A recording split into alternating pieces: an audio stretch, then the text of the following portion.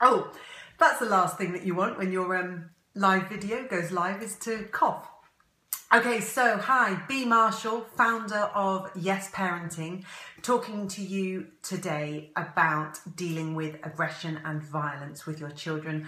I've been doing quite a bit of media work over the last couple of weeks about punishment with our kids, whether it's okay to tell other people's children off, and it's a topic that I think is really important because one of the things that I believe is key to this issue of our children's behaviour and how we respond is the fact that it tends to come from our need, our desire as a parent to be in control and to have power over our children. We feel a great pressure to control and manage their behaviour and their development. And yes, parenting comes from a different perspective.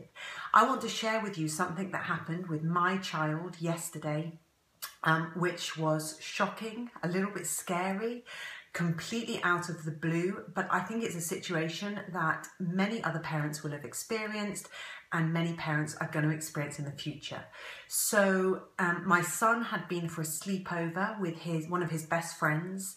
They had a great time. They'd spent the morning together, and then I joined up with them and my friend, the mum, for the afternoon, and we went on this amazing adventure with Pokemon Go, and it was just fantastic. It's telling me my connection is weak, so I'm just gonna move through to a different room so that I can get a better connection. Bear with me 2 seconds. Okay, here we go.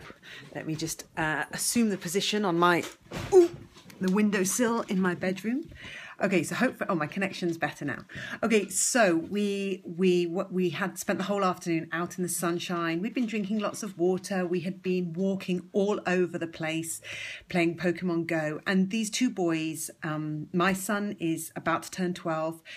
One of his best friends, this boy is about 9.5. And they had been having so much fun together. It had been amazing. And we got to the point late on in the afternoon, the boys were hot, sweaty, thirsty, hungry. So I'd sorted out my son with some food and water, and we started walking home, and everything was still fine. And then we was really close to home, and my son came to me and he said, the name of his friend won't stop tickling me, and I don't like it. And I could hear in his voice that he was really frustrated. He was quite irritated. So I just turned to his friend, and I did this in front of his mum, who's also my friend.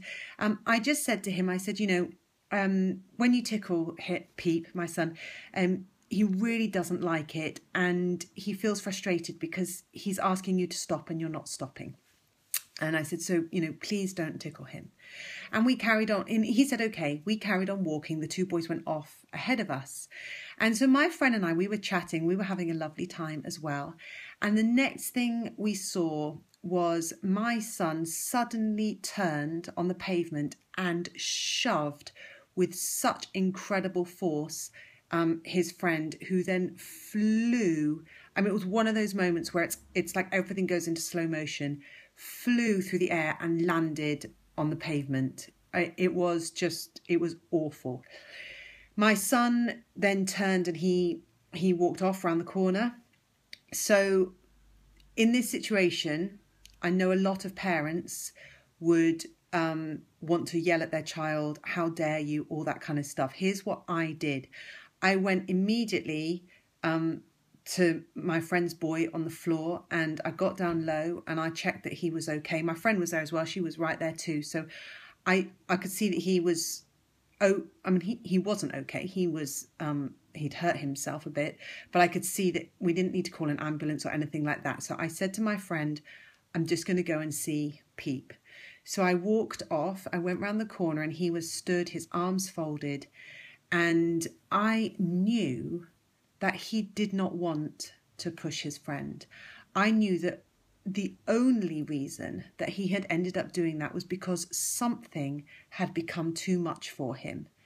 And because my son is incredibly gentle and considerate and kind and patient, I knew that this behaviour had been done with a positive intention behind it. So my first response to him was to put my arms around him and to hug him into my body. And I just said, I am so sorry that you felt that you needed to do that. I am sorry that something got so bad that was what happened.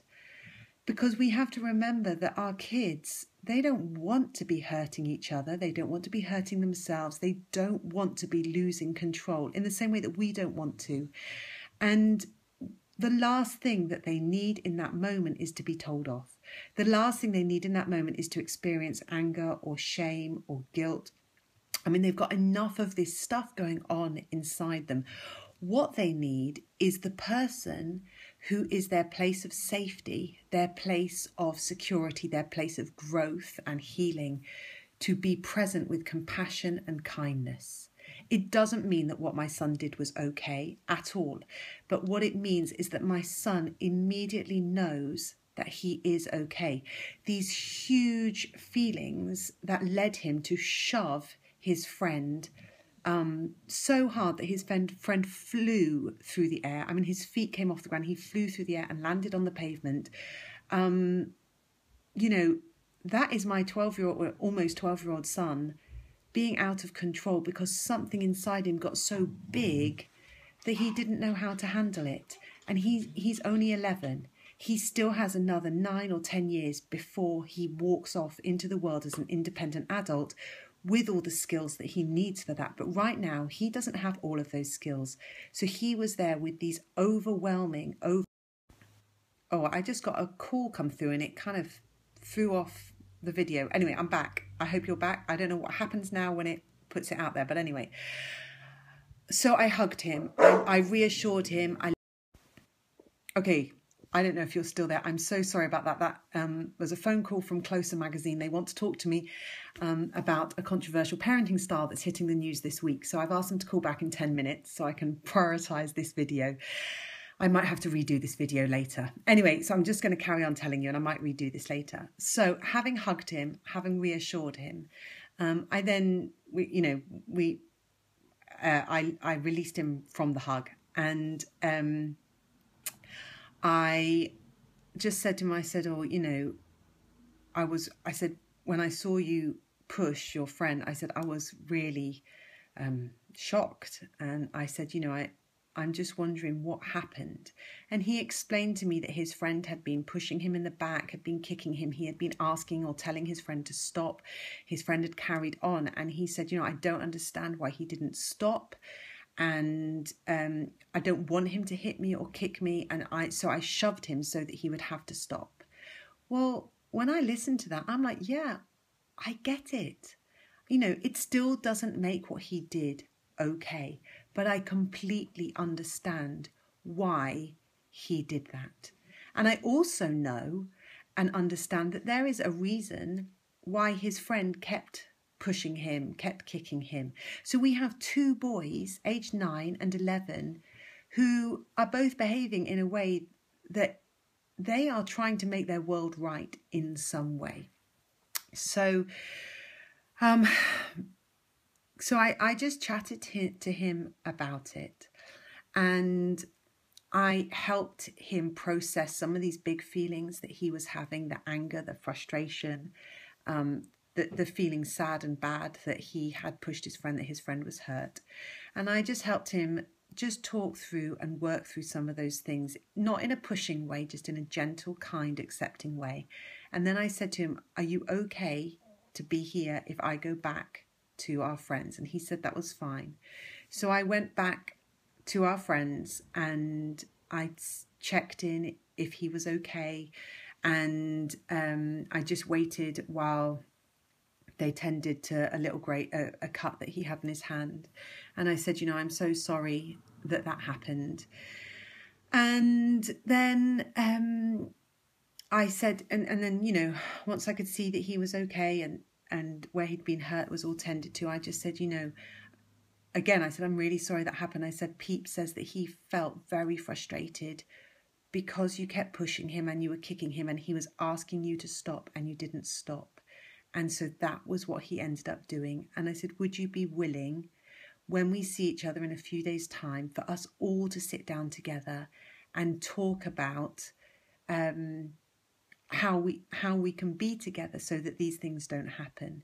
And he said, I don't know, and that was fine. It's okay for him not to know. So I went.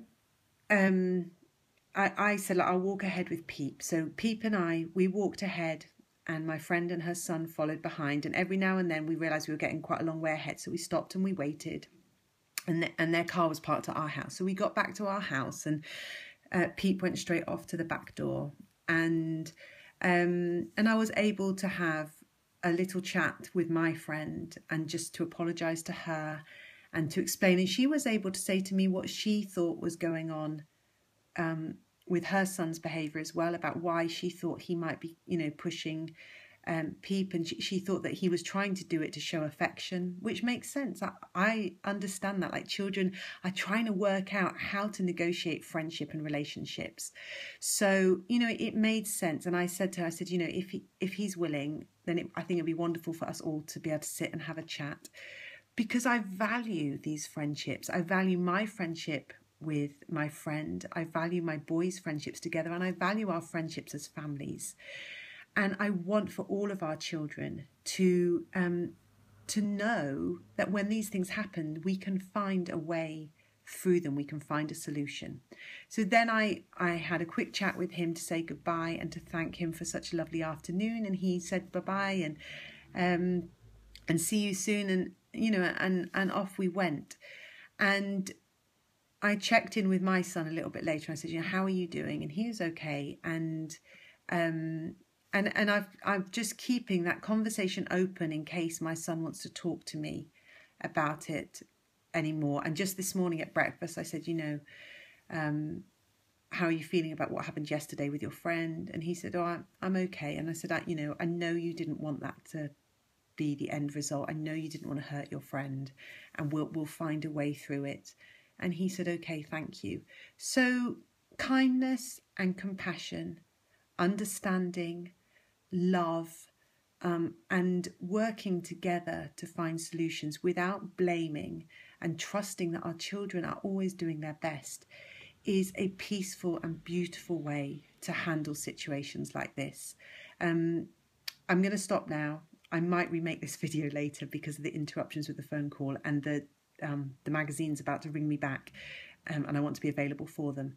But please ask any questions that you have about this. I would love to help you find these peaceful ways to stand in your authority as a parent, and to have connection with your child, and to be able to be in the middle of a very challenging situation that involves aggression or violence, and to find a way that supports and nurtures everybody that's involved, because this is the way that we will heal the world, and we will raise a generation that goes ahead in a different way to the rest of us. I'll speak to you soon. Bye.